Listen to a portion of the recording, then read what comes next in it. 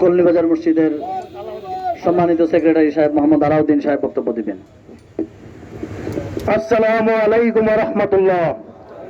নাহমাদুহু ওয়া নুসাল্লি আলা রাসূলিহিল কারীম, আম্মা বাদ।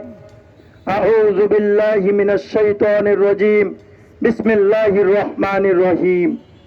সম্মানিত উপস্থিতি, আমরা আজকে একত্রিত হয়েছি, আমাদের উদ্দেশ্য একমাত্র আল্লাহর কোরআন এবং আল্লাহর দ্বীন যেন অক্ষত থাকে।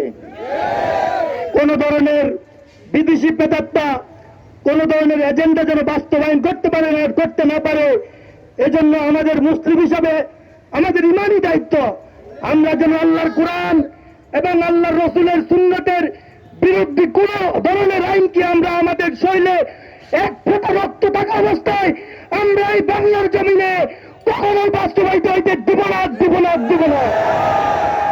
তো সম্মানিত উপস্থিতি, আমি সবার কাছে একটাই দাবি জানাচ্ছি, আসলে আমরা দুনিয়াতে আসছি আমাদেরকে শুধু খাওয়া, আজকে জুম্মার দিন বাসায় গিয়ে পোলাও খাবো, কোরমা খাবো, গরু গোশত দিয়ে ভাত খাবো, এই জন্য শুধু দুনিয়াতে আসি নাই। আমাদেরকে দুনিয়াতে আল্লাহ একমাত্র একটা উদ্দেশ্য দিয়ে পাঠাইছেন, সেটা কি আল্লাহর হুকুম মানা, রাসূলের তরিকায় চলা, এছাড়া ভিন্ন কোনো উদ্দেশ্য নাই।